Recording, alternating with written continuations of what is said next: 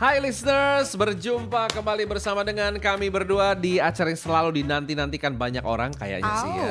Amin. Amin. Inilah dia Persepsi, perbincangan rohani seputar sensasi. Kalau misalnya listener lihat ya, mungkin kok ini tiba-tiba hanya ada dua words di sini. Ya. So kita juga mau announce welcome to the new segment of Persepsi and welcome to Persepsi Duo Chris. Jadi kan program kita ini kan perbincangan rohani seputar sensasi, Ya, right? betul. Biasanya kita hanya ngebahas satu tema di setiap episodenya. Tapi sekarang kita mau lihat apa aja sensasi-sensasi yang ada di kehidupan nyata kita sekarang. Di kehidupan hari-hari kita. Dan kita akan melihatnya tentunya dari sudut pandang rohani Katolik. Karena nanti di setiap sessionnya akan ada apa kata Romo.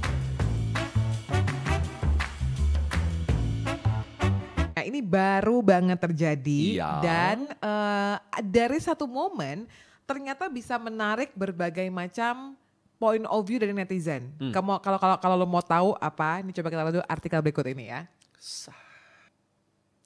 Usai diboykot di Malaysia, The 1975 batal manggung di We The Fest 2023. Ini baru juga kan di tanggal 23 Juli. Gue nggak tahu, lo tahu We The Fest nggak? Masih in nggak? Saya attend enggak, tapi tahu mengikuti dong berita dan perkembangannya ya. Nah, sebagai background aja mungkin listeners yang nggak tahu bahwa ada sebuah festival tahunan di Indonesia yang cukup besar juga. Ada salah satu line up-nya ini adalah band The 1975. Di mana sebelum ke WTF ini atau sebelum ke Indonesia, band ini manggung di Malaysia. Rumpun tetangga ya kan. Masih serumpun, makcik-makcik gitu kan. Tapi ternyata band ini pun membuat kontroversi di mana secara detailnya mungkin bisa dibaca-baca aja bisa ya. Nonton juga videonya banyak potongannya kok. Aduh, tapi kayaknya kurang rekomen sih sejujurnya. Kalau pengen tahu lengkapnya kayak gimana. Ya, dibaca aja atau mungkin banyaklah beritanya. Tapi memang salah satu line up kenapa akhirnya si 1975 ini batal. Karena ada isu lah yang mengatakan bahwa band ini itu sangat pro dengan LGBT. Waduh, kalau yang satu ini jujur, walaupun teman-teman saya banyak yang memang harus dibimbing gitu ya. Itu memang menurut saya topik yang sensitifnya sama kayak uang, Grace. Karena again itu kan pertanggungjawaban masing-masing dan semua orang juga punya pandangannya. Tapi kita mau lihat dulu mungkin gimana netizen ngelihat si sensasi ini. Apakah mereka akan ngelihat dari work ethicnya atau mereka mungkin lebih ngelihat dari sisi penonton yang akhirnya batal atau mungkin bingung nih karena star atau idola mereka akhirnya kok gak sesuai dengan yang gue percaya nih, gue harus mengikuti karyanya atau bandnya atau dari point of view yang mana? Coba kita lihat komentar netizen ya. Ini dia. Yang pertama, jelas support 1975 band, terus dikasih senyum. I believe about humanity, but actually there's a better way. You could just talk about pro LGBT and no kissing lah on the stage because straight people who kissing on the stage are disturbing too lah. Gitu. Stage are for good performance. Nah ini nih aku cukup menarik ya melihat komentar ini karena berarti listeners yang satu ini atau netizen yang satu ini memang termasuk netizen yang mencoba untuk fokus aja sama karya-karya bandnya. Aku sih bisa ngelihat tuh kayak dia bilang I believe about humanity kemanusiaan itu sendiri. Karena harus diakui bahwa gue tuh kemarin sempat beberapa waktu yang lalu lah Chris dengar khotbah yang cukup menampar gue secara pribadi adalah kita nggak boleh benci orangnya, tapi kita membenci dosanya gitu. Justru sebenarnya orangnya tuh harus ditolong. Dan ini kan sebenarnya tugas kita sebagai awam atau sesama ya kan. Untuk ngebantu gimana nih teman-teman kita yang deal dengan LGBT yang terperangkap di sana. Terlepas dari apapun background mereka. Harus tetap kita kasihi. Tetap kita kasihi karena kan pada ujungnya adalah sebetulnya penghakiman hanya milik Tuhan kan. Walaupun memang mungkin nanti ada point of view yang itu kan virus meresahkan dan lain-lain. Pasti bakal banyak banget tapi ya komentar-komentar seputar itu. Tapi gue suka di sini karena di line-line akhirnya kurang ini tapi pas dia bilang I believe about humanity dan akhirnya dia bisa ngelihat sebagai netizen yang budiman support as a band aja, itu gue udah kayak wah it's a good point of view gitu. Yang berikutnya kalau begitu netizen silakan kita akan bacakan komentarnya. Oke. Ini kayaknya sangat straight to the point. Dia bilang the 1975 itu sangat tidak profesional. Karena orang bayar untuk perform, bukan membawa bawa ideologi dia. Jadi membawa orang bayar tuh untuk nonton performance-nya, bukan untuk dengerin ideologinya dia. Kurang lebih mungkin seperti itu kali ya. Karena mungkin ini kita bisa bahas dari performance ini aja kali ya, performance right, bahwa kita kan juga berdua bekerja di dunia profesional entertainer gitu ya. Bahwa memang untuk tampil di sebuah tempat, baik itu sebagai penyanyi, MC, dancer, atau teman-teman performance yang lain, itu kita mestinya secara legal atau secara hukum itu ada hitam di atas putihnya. Betul. Jadi, dan apalagi kan memang ada rumor yang mengatakan juga bahwa mungkin vokalisnya atau band tersebut tampil juga dalam keadaan di bawah pengaruh minuman kalau nggak salah. Karena kayak wah kayaknya kok nge-fly banget ya looknya ya, walaupun kita nggak tahu gitu. Nah hal-hal tersebut itu juga dalam pekerjaan tuh mestinya orang lebih aware bahwa lo tuh bekerja harus secara profesional. Itu udah pasti. Kalau lo mau menyalurkan ideologi lo dalam berkarya, it is fine. Tapi terlepas dari apapun yang dia suarakan dan dia aksikan, karena ketidakprofesionalan orang ini akhirnya kan ngeruginya jadi banyak dong. Betul. Baik untuk promotornya, baik untuk para fansnya. Yang udah beli tiket, yang udah beli akomodasi dan lain-lain. Dan untuk their management juga pasti kan kena gitu kan. Dan di bawah manajemen itu kan bukan hanya band itu loh yang menggantungkan pekerjaannya. Ada kru di belakang-belakangnya juga. Iya, dan itu kan maksudnya jadi mata pencaharian banyak orang. Maksud gue kayak dari sini kita bisa ngelihat bahwa pekerjaan lo itu bukan sekedar pekerjaan. Tapi itu juga benar-benar sebuah tempat untuk lo tuh memuliakan Tuhan. Dan ingat posisi lo sekarang itu karena diizinkan Tuhan untuk menjadi berkat bagi sesama. Dalam nih berarti bekerja adalah ibadah. Iya, itu it sounds simple tapi memang itu yang nyatanya kan, itu realitinya kan. Coba kita lihat lagi deh, mungkin ada komentar lain dari netizen gitu kan. Komentar dari netizen berikut ini, waduh, di mana kaki dipijak di situ bumi dijunjung. Ini kayak pelajaran bahasa Indonesia. Betul. Peribahasa. Yang artinya Pak Guru Christian. Yang artinya di mana kaki dipijak di situ bumi dijunjung adalah di mana Anda berada. Coba adaptasi dan ikutlah aturan ataupun budaya etika yang ada di tempat situ. Karena kita harus juga buka mata ya. Mungkin di negara barat orang tuh quote unquote lebih berani untuk menyatakan pernikahan sama jenis dan lain-lain. Karena dengan kemajuan teknologi dan sekarang ya orang hanya segampang swipe gitu ya. Mau scroll TikTok, Instagram, YouTube. Oh di sana udah boleh. Di sini juga harus boleh dong tanpa kita lupa ya, kita ingat bahwa di case-nya band ini, di case-nya Sensasi ini bahwa mereka masih manggung di area Asia, which is Malaysia dan Indonesia yang adat ketimurannya sangat tinggi. Kuat gitu. Dan kental. Jadi memang mungkin ada netizen yang berpendapat kayak gitu, di mana bumi dipijak, di situ apa tadi? Bumi dipijak, situ langit dijunjung. Langit dijunjung. Jadi apa yang menjadi kepercayaannya lo harus benar-benar bisa ini loh, bisa menghargai. Tapi oke, sekarang mungkin tadi kita udah ngebahas sedikit mengenai work ethicnya deh dan komentar netizen seputar Sensasi yang satu ini. Tapi gue mungkin mau ngajak lebih fokus lagi mengenai LGBT-nya. Karena to be honest gitu ya, teman-teman gue mungkin I have to say bahwa banyak yang terjebak. Gue belum bisa menemukan kata-kata yang tepat sih untuk kayak teman-teman gue ini apa, tapi gue tahu bahwa mereka ada di dunia itu. Dan gue tuh sempat ada di satu momen sama teman pelayanan juga, Chris, dia ngomong gini, kok lo mau sih temenan sama si A, si B, si C? Lo kan tahu dia adalah seorang gay. Nah akhirnya gue juga bingung tuh, gue harus jawab apa? Karena di satu sisi gue juga bener-bener menjadi awam aja gitu. Dan gue waktu itu hanya berfokus gue ini sebagai temannya mereka. Tapi memang juga kita harus tahu ya bahwa ini akan menjadi sebuah point of view yang besar. Tapi gue juga yakin bahwa ini menjadi point of view-nya listeners juga. Beda-beda nih pasti ya. Yang mungkin punya teman yang sama juga.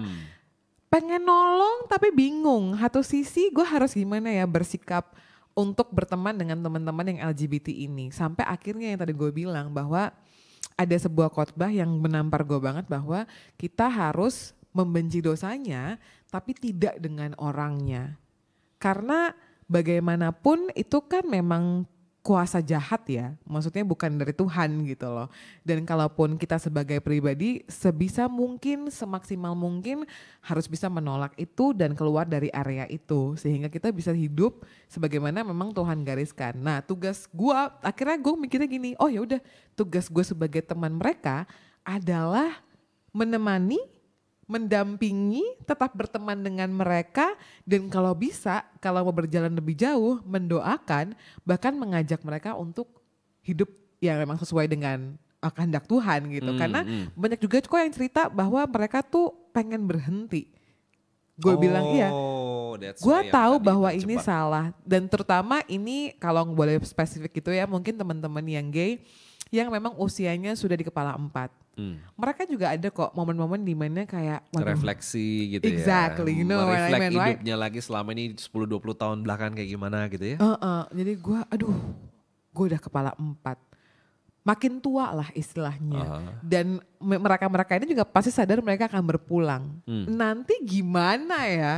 Wah, pertanyaan sih simpel. Nanti gimana ya? Tapi gue yakin itu refleksi yang sungguh pribadi banget buat setiap orang dan nggak usah ngomongin kaum LGBT deh. Kita aja maksudnya yang biasa aja nih secara normal aja. Bingung juga loh nanti kita gimana ya kalau pulang pas menghadap Tuhan gitu, apakah perbekalan kita sudah siap? Pertanyaan-pertanyaan yang diajukan oleh Yang Maha Kuasa sebelum nanti kita beradanya di mana gitu ya. Apa yang sudah kamu lakukan dalam hidup? Betul. Dan apakah memang dia udah menerima Kristus sebagai juru selamatnya gitu kan. Nah makanya ini nih pada saat dia masih hidup ini loh Chris.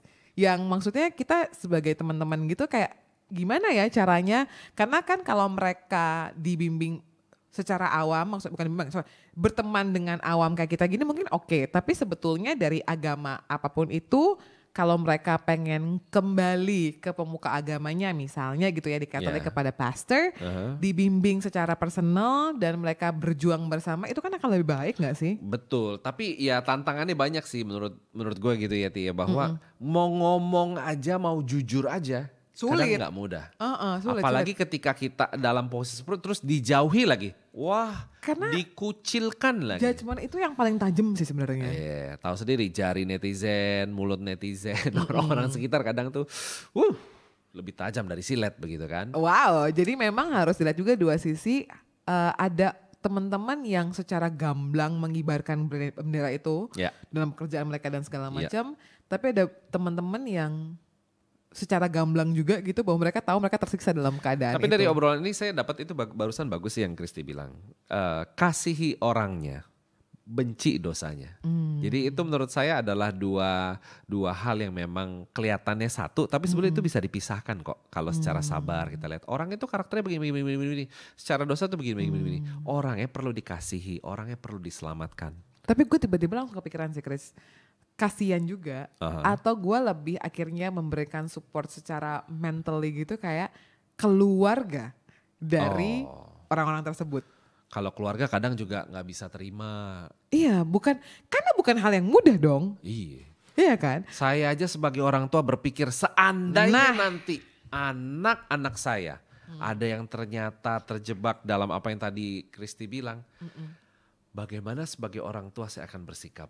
Pasti dalam hati tuh gimana ya, ini kalau sekarang posisi punya anak nih ya masih kecil-kecil, ada yang SD, ada yang TK dan lain-lain. Kita jaga, kita benar-benar bina supaya tidak terjebak ke sana. Tapi kalau seandainya memang ada kelolosan atau pergaulannya bagaimana terus kemudian dia terjebak di situ, apa yang akan saya lakukan sebagai orang tua? Pasti shock, sedih, kecewa, menyalahkan diri sendiri mungkin pasti ada gitu. Tapi kalau kita belajar dari pengalaman, justru orang-orang yang sedang membutuhkan pertolongan dan pendampingan, paling pertama lari ke siapa? Keluarga. Ke orang tuanya.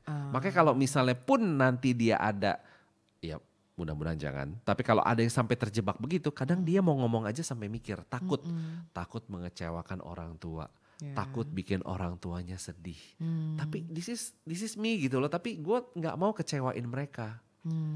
Komunikasi dalam keluarga itu penting. Nah keluarganya, kalaupun secara fisik atau secara darah keluarganya juga butuh quote on quote di proses Tuhan, sebetulnya gue juga mendengar bahwa kemarin dalam gereja juga ada keluarga yang bisa membantu teman-teman LGBT ini untuk memproses season of life mereka.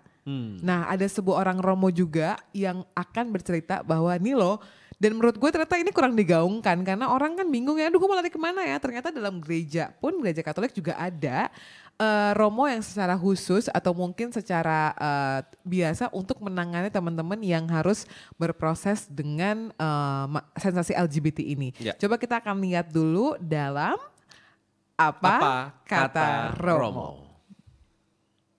Selamat jumpa para sahabat persepsi, saya Romo Wenan dari Keuskupan Agung Jakarta. Pada kesempatan kali ini saya akan memberikan tanggapan terhadap diskusi tentang LGBT yang baru saja kita dengarkan.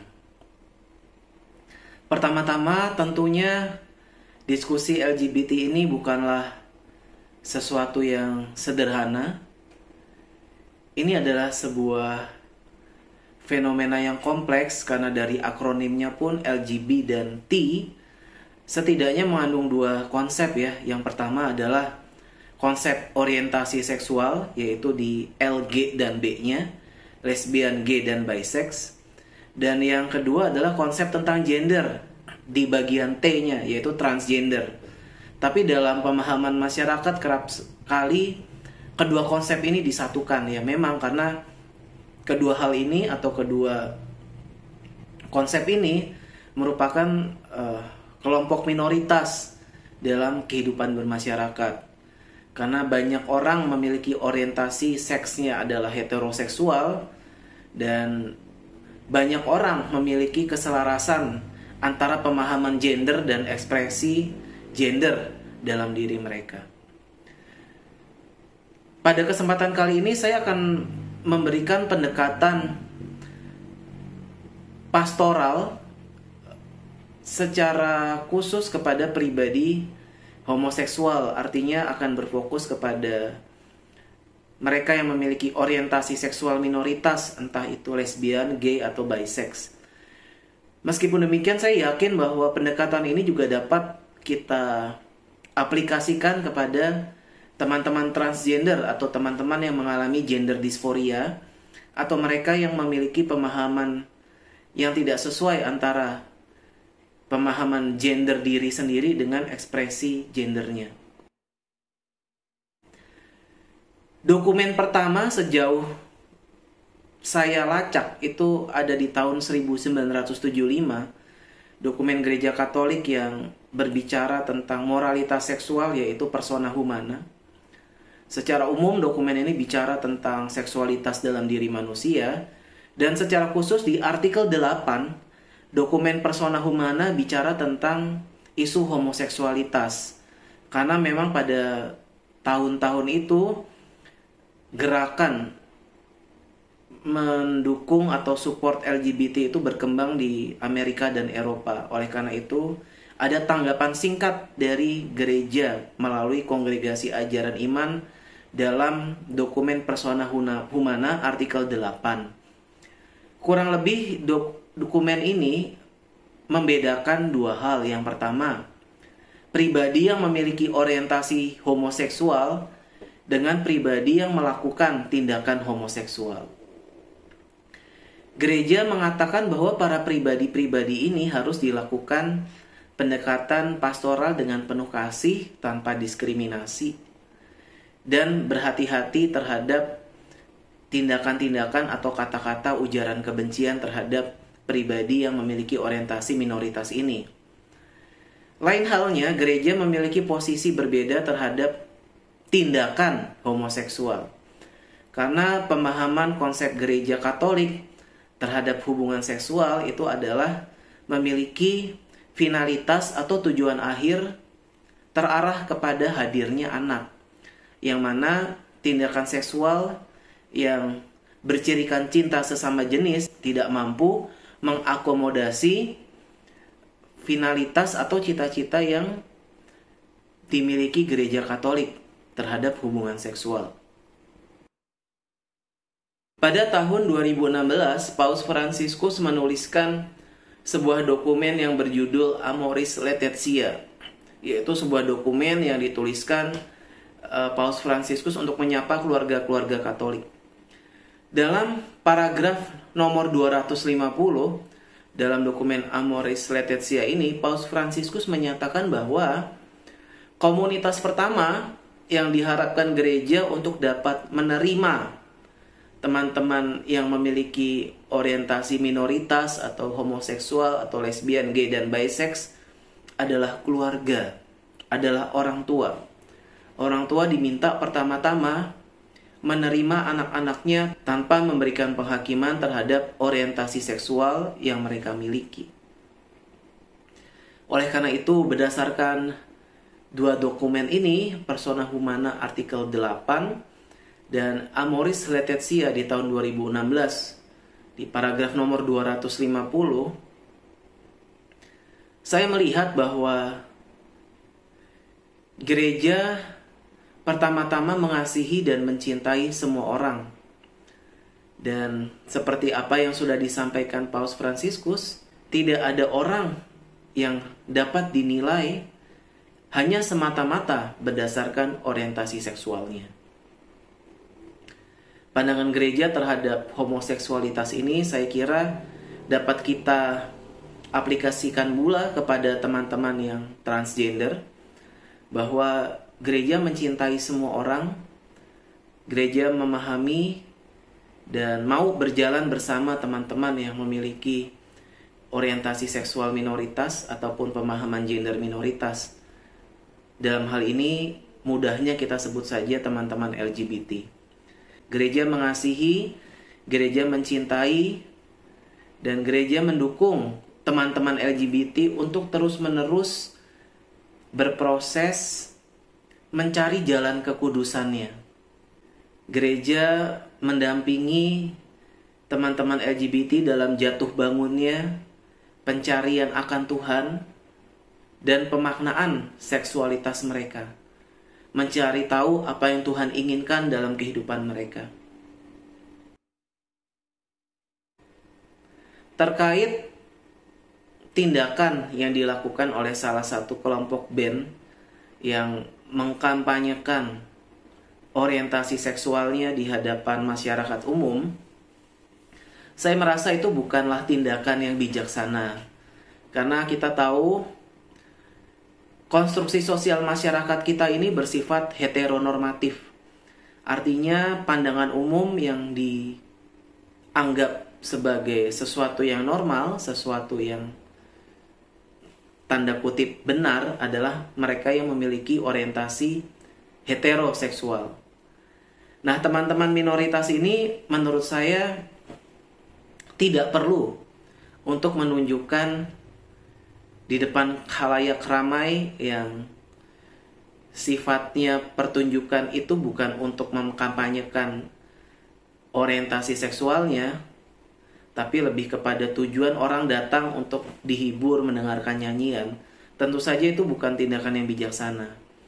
Nah, saya merasa para teman-teman LGBT ini dimanapun Anda berada, kita dapat mencontoh komunitas Fajar Sika yang ada di NTT, yang dimotori oleh sahabat saya Bunda Mayora. Bagaimana teman-teman LGBT ini secara khusus, teman-teman transgender, memberikan diri untuk masyarakat, membantu kehidupan sosial masyarakat, dalam kehidupan berpolitik, dalam kehidupan perekonomian, memberikan sumbangan yang baik terhadap masyarakat. Sehingga pelan-pelan stigma terhadap teman-teman transgender atau pada umumnya teman-teman LGBT dapat dinetralisir. Oh, ternyata teman-teman LGBT itu adalah pribadi yang baik, kurang lebih seperti itu. Dan untuk komunitas LGBT Katolik secara khusus di Keuskupan Agung Jakarta, saya bersama beberapa Romo Karolus Putranto dan Romo Hari Yudanto, kami menyumpai satu persatu teman-teman LGBT Katolik yang memang mau untuk masuk berada dalam komunitas Katolik ya. Komunitas yang diharapkan bisa saling membangun, saling mensupport satu sama lain. Tentu ini bukan sebuah gerakan sosial, tapi adalah sebuah gerakan spiritual untuk sama-sama mencari jalan kekudusan dalam pribadi yang memiliki orientasi seksual minoritas, dalam pribadi yang memiliki pemahaman gender minoritas, atau lebih mudahnya kita sama-sama mencari jalan kekudusan bagi teman-teman LGBT. Sekian tanggapan dari saya. Terima kasih. Tuhan memberkati. Jadi itulah apa kata Romo, kita sudah dengar. Apa kata kita berdua, persepsi apa? Duo Chris ya. Maria Christie dan Cristiano Ronaldo. Ngomong harus gitu ya. Yes. Tapi senang sekali kita bisa berbagi seperti itu. Dan harapan kita adalah listeners bisa terus ya berinteraksi sama kita. Betul, karena aku yakin dari tema yang ada, dari sensasi yang ada, Duo Chris ini punya persepsi. Tapi listeners juga punya persepsinya. Jadi kalaupun misalnya mau disampaikan dalam kolom komentar, please melakukannya dengan cara yang sopan dan kita berdiskusi secara sehat. Dan tentunya jangan lupa juga dong untuk di-share videonya, di-subscribe juga sehingga bisa membantu pertumbuhan dari media ministry BPK PKKKAJ. Betul, dan jika Anda memang ingin terlibat dalam karya-karya dari tim media ministry BPK PKKKAJ seterusnya, bagaimana caranya Christy? Kita bisa banget loh berbagi uluran kasih atau mungkin melalui persembahan kasih menjadi berkat bagi sesama. Gampang banget, tinggal langsung aja disalurkan persembahan kasihnya atau mungkin apapun yang bisa mungkin ya. Tapi kalau secara finansial bisa langsung ditransfer ke nomor rekening yang tertera di layar kamu. Nah ini juga ada pastinya ya. Jadi kalau mau Chris mau apa bisa gampang kok. Hanya sejauh swipe aja kan. Gitu ya. Tapi terima kasih juga buat para sponsor yang sudah mendukung kita ya. Pertama lihat dong bajunya kompak serasi begini kan ya. Itu terima kasih kepada Parang Kencana. Keren banget. Dan tentunya sponsor kita satu lagi Increasing yang selalu setia menemani kita. Terima kasih banyak ya. Dan pastinya terima kasih juga kalau misalnya kamu suka sama segmen ini. Atau mungkin ada suggest gitu kayak saran. Kiranya persepsi ini kayak pengen ada segmen-segmen lain di mana mungkin Chris jalan-jalan atau mungkin Chris makan-makan gitu ya. Silakan komentar aja. Boleh. We never know bagaimana Tuhan boleh membawa program persepsi ini sejauh apapun itu, tapi yang paling penting boleh menjadi berkat bagi sesama dan membawa kemuliaan bagi namanya. Setuju sekali. Kalau begitu saya Cristiano Ronaldo. Dan saya Maria Christy pamit, sampai ketemu lagi ya di podcast Persepsi berikutnya. Bye and God bless.